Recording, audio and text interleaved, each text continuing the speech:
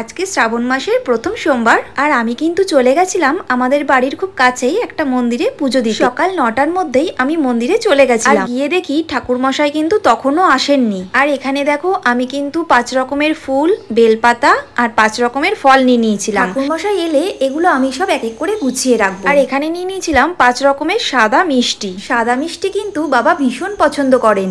আর এখানে আমি নিয়ে নিয়েছিলাম পইতে, ধূপকাঠি আর মোমবাতি। আর এখানে জলটাকে তখন আমি ঢেকে রেখে দিয়েছিলাম। আর নিয়ে নিয়েছিলাম গোটা আতপ চাল, গোটা জব, সাদা চন্দন আর কর্পূর। মন্দিরটা কিন্তু তখন ফাঁকাই ছিল, তো সেই জন্যই তোমাদেরকে মন্দিরটা একটু ঘুরিয়ে দেখাবার সুযোগ পেলাম। আমার ভিডিও করতে করতেই মন্দিরে কিন্তু লোক আসা শুরু হয়ে গেছিল, তাও কিন্তু আমি তোমাদের সব ঠাকুরকে দর্শন করালাম। আর এখানে কিন্তু আমার পুজো কমপ্লিট। তো ভিডিওটা যেহেতু কেউ করাচ্ছিল না, আমি নিজে পুরো ভিডিওটা করেছিলাম, তো সেই কারণেই না আমি কমপ্লিট ভিডিওটা তোমাদের সাথে শেয়ার করতে পারলাম না।